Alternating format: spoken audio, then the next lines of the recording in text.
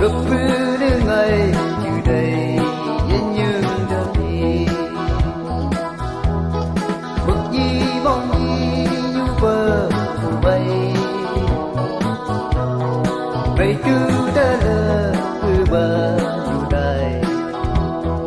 chứng mai đam đường người hà mà chơi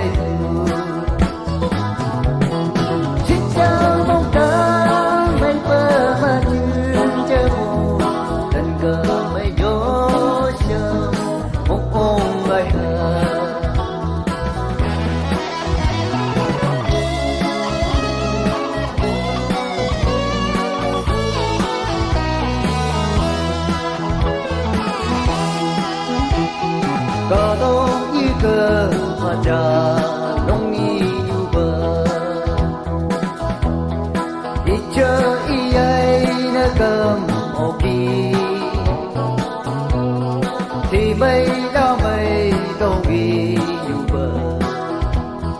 hát như ca mây mà đừng như hư như chi chỉ cho mong ta mây bờ mà chưa